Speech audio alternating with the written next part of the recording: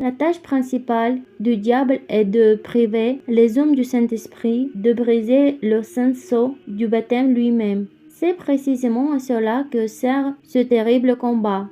Dans la vision du jugement dernier du Christ donnée par saint Grégoire, il est clairement indiqué que les derniers chrétiens seront les plus impies, unis aux Juifs au plus profond de l'enfer.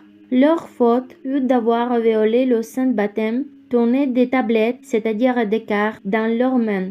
En parlant de ces tablettes, le saint Monique Zénov expliqua que les gens seraient reconnaissables à ces cartes, qu'ils pourraient se déplacer et acheter et vendre. Saint Païsius, le saint montagnard, expliqua clairement de nos jours que la DCI et les autres documents sataniques des autorités juives violaient le saint baptême précisément à l'endroit où il est écrit le sceau du don du Saint-Esprit.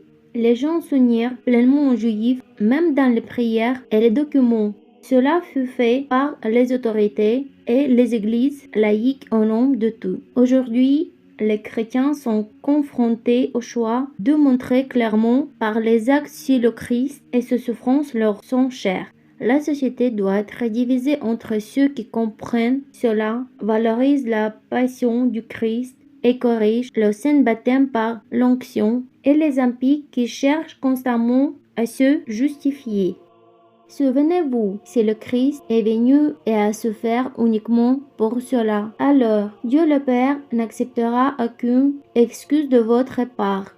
Et si la passion du Christ nous a donné le Saint-Esprit et l'union avec les Juifs par des documents et un serment d'allégeance aux meurtriers du Christ, comment ceux qui possèdent des documents peuvent-ils être des dons de Dieu et aussi avoir reçu diverses visions et révélations?